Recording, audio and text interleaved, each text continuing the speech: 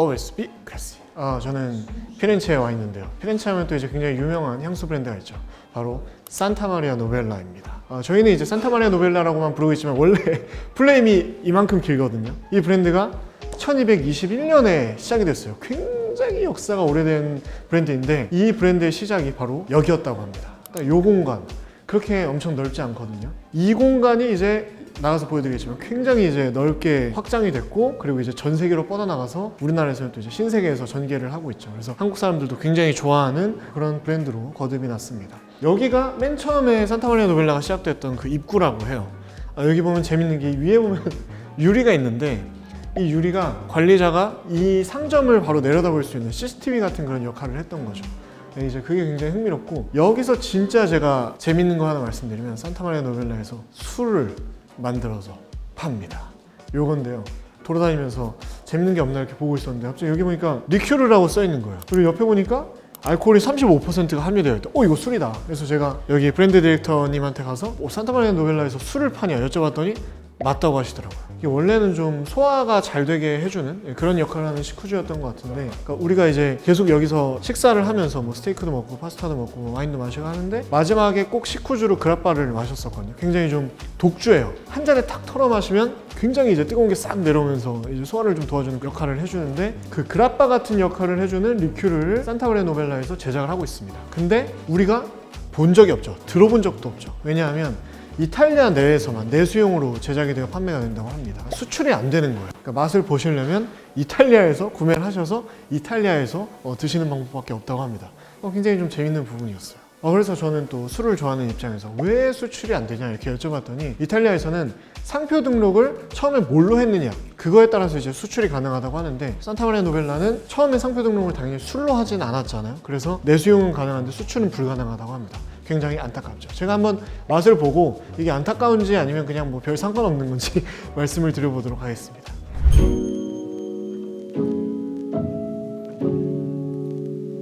여기 또 재밌는 게 있는데 아쿠아 디 로즈라고 써 있는 게 있어요. 이것도 재밌는 역사가 있습니다. 사실 이탈리아에 좀 엄청난 좀 공포로 다가왔던 역사적인 사실 중에 하나가 흑사병이었죠. 그 흑사병이 사실은 전염성이 굉장히 높았잖아요. 모두 다 아시다시피. 그래서 물도 아무런 물이나 마시면 괜히 또 전염이 될 수가 있었기 때문에 여기 이제 로즈워터라고 써 있거든요. 장미에서 추출한 물을 판매를 하기 시작했다고 합니다. 그래서 이 물을 이제 수분으로 섭취하면서 살아남을 수가 있었고, 지금은 우리가 이 장미에서 추출한 물을 마실 필요가 없잖아요, 사실. 그래서 지금은 전 세계적으로 베스트셀링 아이템이 됐다고 하는데, 뭐로서 베스트셀링이 되냐? 토너로서 사용이 많이 되어진다고 합니다. 얼굴에 이렇게 칙칙 뿌리고 뭔가 이렇게 미스트처럼 사용하면 좋은 제품인 것 같아요. 모르겠어요, 제가 남자라서 그럴 수도 있는데 들어본 적이 없는데 여기 이탈리아에서 굉장히 좀 흥미로운 얘기여서 소개를 드려봤습니다.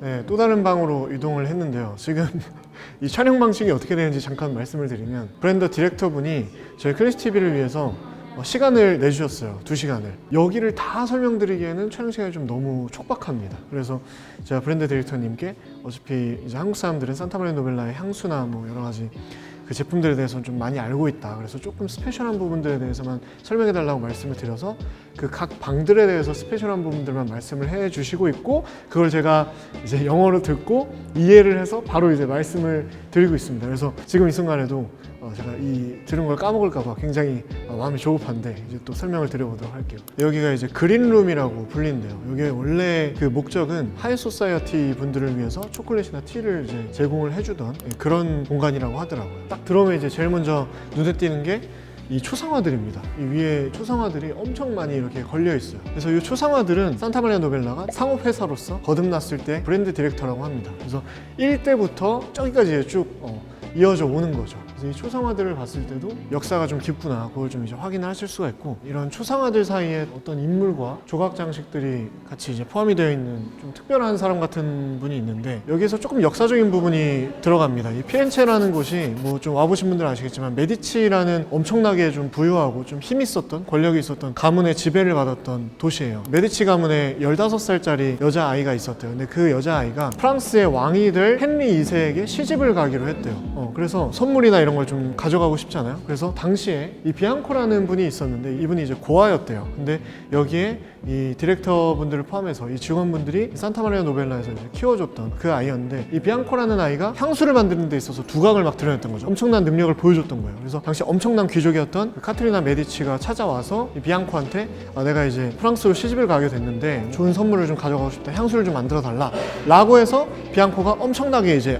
심혈을 기울여서 제작한 향수가 바로 이겁니다. 아쿠아 델라 레지나, 영어로 얘기하면 퀸스 워터라고 얘기를 해주더라고요. 비앙코가 헨리 2세를 위해서 제작을 한 향수이지만 의뢰인이 카트리나였잖아요. 그래서 그 카트리나를 기리는 의미에서 이제 퀸스 워터, 아쿠아 델라 레지나라고 이제 명명을 했다고 합니다. 근데 향이 이제 아까 설명해 주시기에 굉장히 이제 유니섹스라는 표현을 써주셨는데 이거 되게 좋은 것 같아요. 베르가못과 라벤더와 로즈마리 이렇게 이제 첨가되어 있는 향인데, 이게 이제 코올롱 라인의 시초라고 합니다. 요거는 남성분들 뿌려도 되게 좋을 것 같아요. 좋아하시는 분들 많을 것 같고. 산타마리아 노벨라 향수들 솔직히 제가 다 맡아봤거든요. 근데 괜히 이렇게 또 피렌체에 와서 이런 역사적인 설명과 함께 시향을 하니까 굉장히 좋은데요. 네. 이 공간이 이제 산타마리아 노벨라에 들어오시면 가장 먼저 눈에 띄는 공간이실 텐데, 모든 이제 피렌체 건물들이 입구는 되게 좁은데 들어오면 엄청 깊어요. 그래서 여기도 좀 그런 형상이에요. 좁은 길을 막 들어오면 갑자기 확 넓은 공간이 펼쳐지는, 여기가 이제 메인셀링 룸이라고 합니다. 그래서 보통 대부분의 판매들이 이제 여기서 이루어진다고 하고, 이 공간은 1400년대에 지어졌대요. 원래는 교회로 쓰였던 공간이라고 하는데 이제 그런 용도로는 이제 전혀 안 쓰이고 있고, 그래서 천장이 이제 굉장히 높아요. 그래서 이 천장을 보면 재밌는 게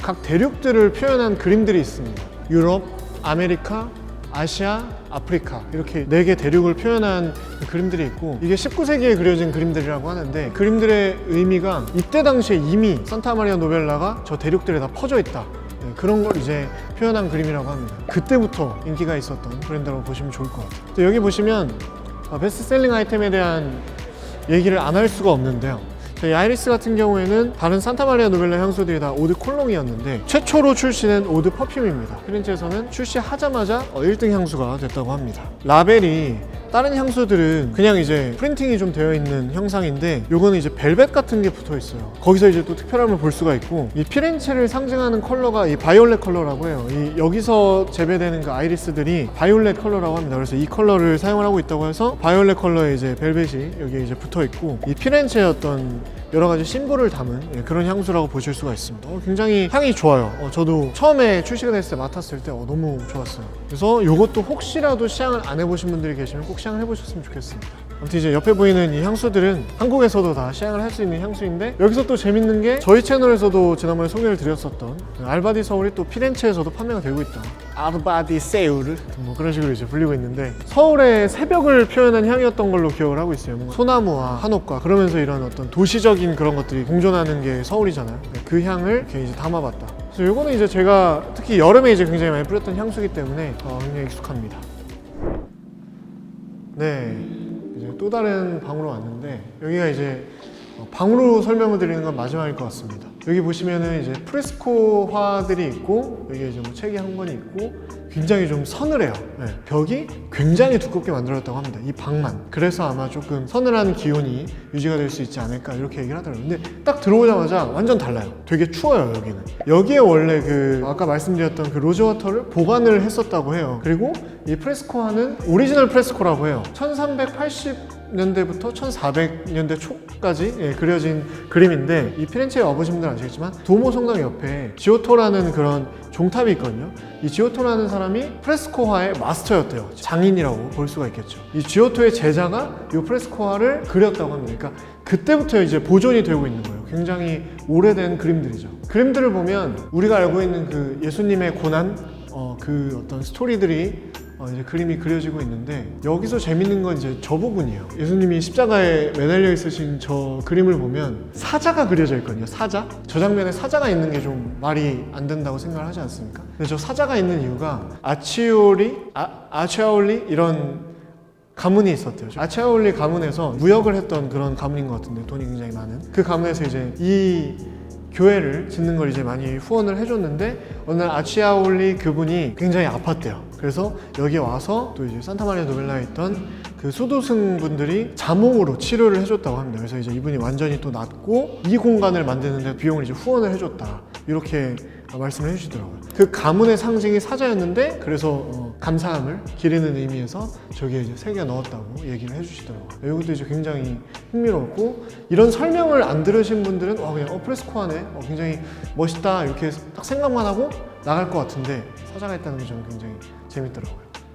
자, 그리고 여기에 이제 또 책이 한 권이 있는데, 요거는 유럽 전역에 있는 식물들을 도감이라고 표현하면 좋을 것 같아요. 어떤 식물들이 있고 이미지가 이제 어떻게 생겼는지 그림이 그려져 있고 이 식물을 어떻게 사용하면 되는지 그것까지 다 쓰여 있는 도감이라고 합니다. 아무래도 산타마리아 노벨라가 이 약국의 역할을 좀 했었기 때문에 약효가 어떤 건지가 주로 써 있다고 합니다. 이것도 이제 굉장히 재밌는 역사적 사실이죠. 네, 이렇게 지금까지 산타마리아 노벨라 피렌체 본점에 와서 이 산타마리아 노벨라의 어떤 역사와 흥미로운 사실들에 대해서 좀 말씀을 드렸는데, 못 보여드린 방이 하나 더 있어요. 저희가 인서트만 땄는데 제가 보기에는 이런 향들을 만드는 레시피랑 조향할 때 쓰는 항아리들이 이제 놓여있는 좀 박물관 같이 되어 있는 방도 있더라고요. 그래서 그 부분도 보면 이제 굉장히 좀 좋을 것 같고, 저도 원래 이제 좋아하던 향수 브랜드긴 하지만 이런 역사적 사실이나 배경들을 알고 향을 또 맡으니까 또 다르더라고요. 개인적으로 좀 애착이 많이 생길 것 같은 브랜드라고 생각이 듭니다. 끝으로 제가 한국의 베스트셀러를 알고 있잖아요. 뭐 프리지아나 멜로그라노라든지 엔젤 디 피렌체라든지 뭐 이런 향들이 이제 굉장히 베스트셀러인데, 혹시 이탈리아의 베스트셀러는 다를까 해서 여쭤봤더니 거의 비슷하다고 합니다. 제가 중간중간 말씀드렸던 향수들과 이 베스트셀링 아이템들을 한번 좀 쉐어를 해보시면 좋을 것 같고, 저 같은 경우에는 처제가 이 브랜드를 굉장히 좋아해서 처제한테 산타마리아 노벨라 향수를 벌써 3개 선물을 해줬거든요. 그래서 혹시 뭐 여자친구나 아내분들께 향수 선물을 하시고 싶다 싶으시면 산타마리아 노벨라를 강추를 드리면서 이 영상을 같이 보여주세요. 그럼 굉장히 감동을 받고 더 그 선물의 가치를 느끼실 수 있지 않을까 싶습니다. 자, 그럼 촬영은 여기서 마무리하도록 하겠습니다. 저희가 딱 약속한 시간이 8시까지였는데 지금 7시 59분이네요. 도움이 되셨다면 구독과 좋아요 그리고 알람 설정 꼭 부탁드리고요. 한국에서 뵙도록 하겠습니다. Always be best.